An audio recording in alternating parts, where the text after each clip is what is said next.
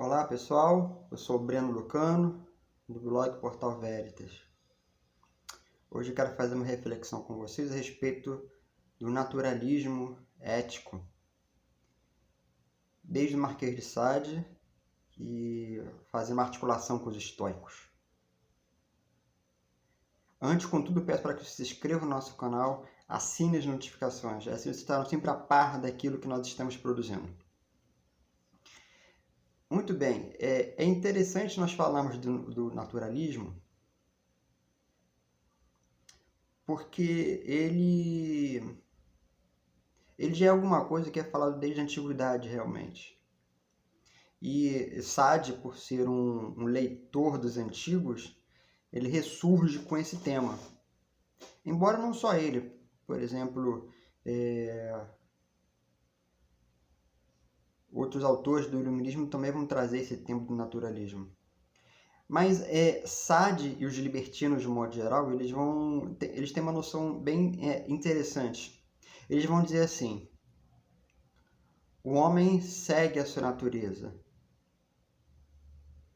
Muito legal, assim como os estoicos. O homem também segue a sua natureza. Só que com a libertinagem, essa natureza é entendida de uma forma diferente da dos estoicos. Porque a natureza, para o libertino, é alguma coisa sempre muito ruim. Tudo aquilo que a natureza quer, tudo aquilo que a natureza deseja, é sempre alguma coisa no sentido de degradação da dignidade humana. É sempre em sentido de corrupção. Você adoece por conta da natureza, você mata por conta da natureza, você trai por conta da natureza. Enfim, tudo aquilo, todas as ações que o homem faz são sempre em função da natureza. E qualquer ação virtuosa, na verdade, ela surge como um empecilho social para tentar conter a natureza. Isso lembra muito Freud. O instinto natural, egóico, de querer sempre o bem-estar pessoal, lembra muito isso que o Sade está falando. É como a criança. A criança, ela está com fome, ela vai começar a chorar e chorar e chorar. Ela não quer saber se a mãe está com o seio doendo ou não. Ela quer se alimentar. E é bem isso que nós estamos falando. Porque a natureza para Sade tem sempre o ímpeto de satisfação, de gozo.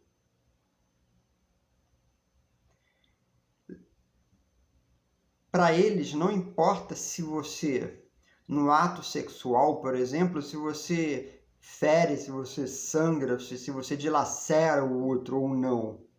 O importante é que você goze, como a criança. O importante é que você goze. E não só goze, o sentido da dor também é muito por aí. Ou você goza, ou você infringe dor. Porque a criança, quando se alimenta, também está infringindo dor. O gozar da criança infringe dor para o outro. O gozar no sexo, às vezes pode infligir dor no outro. Diante da perspectiva sadiana, é até natural que se infrinja a dor. Agora, o interessante é que o sábio libertino ele não vai gozar com o sofrimento do outro. É muito diferente do que se diz popularmente, né? O libertino ele tem ânsia por fazer sofrer. Está errado isso, né? Essa é uma perspectiva errada. É claro que a dor e o sofrimento e o prazer, eles estão entrelaçados, mas o objetivo em si não é fazer com que você sinta dor ou você sinta prazer, mas é você superar essas condições que são impostas pela natureza.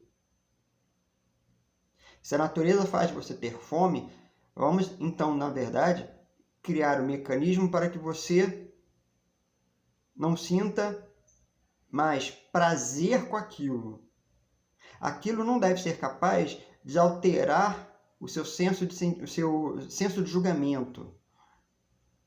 Na medida que você sente dor, o sábio libertino não vai ter prazer com a dor do outro. Ele vai assumir uma condição apática, assim como os estoicos. Lembrando mais uma vez, né? Sade era leitor dos antigos. Então, muito diferentemente do que normalmente se fala, o sábio libertino não é aquele que está preocupado em fazer, gozar e sofrer. O homem comum faz, porque ele está submetido à natureza, mas o sábio libertino ele quer sobrepujar a natureza. O homem comum é como a criança que quer amamentação. O sábio libertino é aquela criança que, entendendo a dor, ele não quer mais que doa. O homem comum continua sugando o seio da mãe. É aquela criança que faz birra no mercado.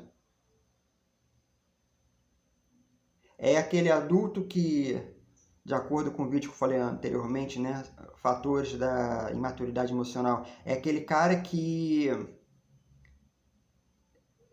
não encontra condições psicológicas para lidar bem com as situações. Então ele faz birra também.